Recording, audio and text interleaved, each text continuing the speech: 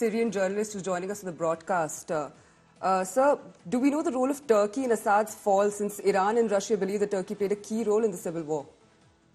Absolutely. I think it was only Turkey, Israel, and the United States who orchestrated the fall of the Damascus.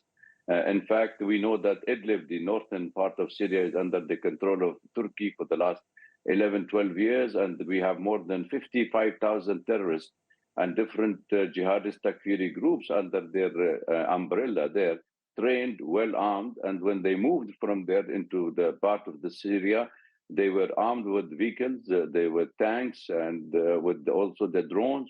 They were attacking the Syrian position. The American spy satellite were giving them the map. Turkish forces were moving with them, and they had the sleeping cell in most of the cities. So they were easy taking over, and they are giving them a moderate look that do not attack civilians for now, because they wanted to give the public opinion and the world that this is a rebels against the government and opposition, true opposition, to take over the Syrian government. So therefore, Turkey is the main spoiled, and the first thing they have done, in fact, when they took Aleppo, that they put the flag of Turkey on the castle of Aleppo, and there are now many members of the lawmakers in the parliament of Turkey claiming that Aleppo is part of Turkey, not Syria. So we know they have been eyeing Syria, they have been eyeing Iraq, Mosul. So we have known that who created this terrorist organization, who sheltered them, who armed them, who built up for them the infrastructure in and sent them to Syria and Iraq, nothing but the de facto Erdogan, the Khalifa. So what effect do you think will the fall of Assad government have on the remnants of Hezbollah? What can you tell us about that? I think Hezbollah is already inside Lebanon. The Hezbollah had a stronghold in Syria. He was the only party which supporting the Syrian government, in fact, in 2015, along with the Popular Front of Iraq and Iranian forces and the Russian, to defeat terrorism and the terrorist group in Aleppo and liberated.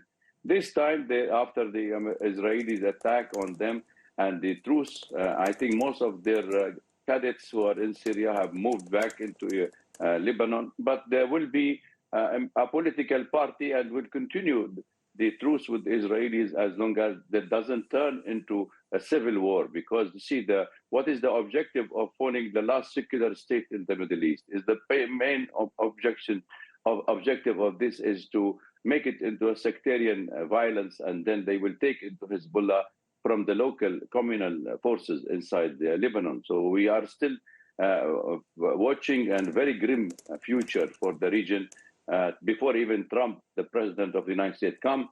So questions of a regional war or interfighting still is an open card. Right.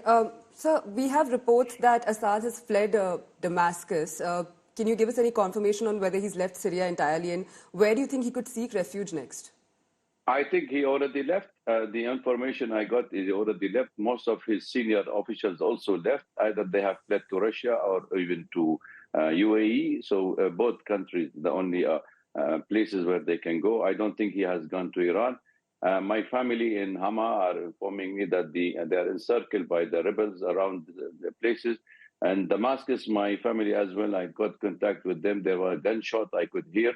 So the president has already left the country, but whereabouts yet to be confirmed. But I was told even by friends who was covering on the ground that there was a message to the army, to the officers and all, that Damascus and the government has fallen. Right, so, Putin has backed Assad militarily and diplomatically has given resources. Why do you think Putin didn't help out Assad this time?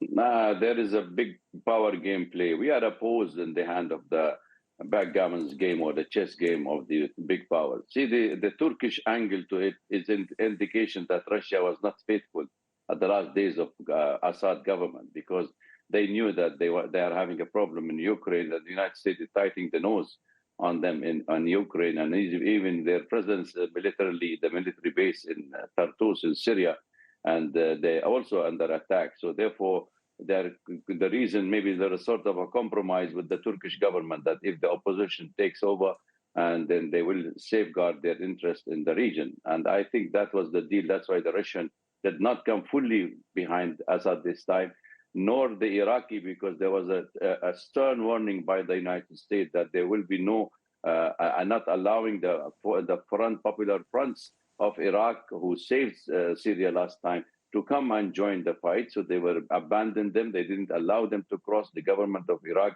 made it very clear they are supporting a political solution. Iran, who has been at the receiving end also because of the attack and the counterattack, and the United States warning to Iran, wanted a political solution to the crisis. So when you don't have the Russian, you don't have the Iranian, and you left up with the hand of the Islamists and the opposition, they call themselves, all these rebels, along with the Turkish government, I don't think there is any scope for any country to survive, because we could see the drones attack on Azerbaijan by using it in the Karabakh against Armenia.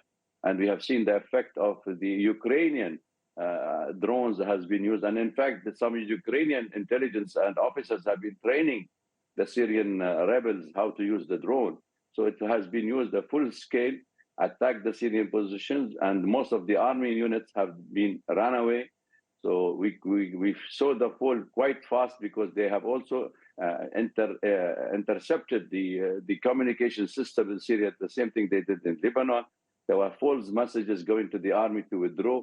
So things are not very clear at the moment. We are yet to see if these people will go for a revenge killing or minorities will be targeted, because what we are worried about the minorities in Syria, if these assurances are covered by the international community, then I think there should be hopes that the Syrian people will be able to achieve what they want, because the aspiration of the Syrian people, as you know, 2011, during the Arab Spring, was very much genuine and legitimate. I mean, 6 months, there were peaceful demonstrations, but once these forces, Islamist forces, took over, the agenda changed, the war changed, and the attack changed. So we know what's going on in my country. I know what's going on. I can feel the pain of what's developing in that secular country, losing its fabrics.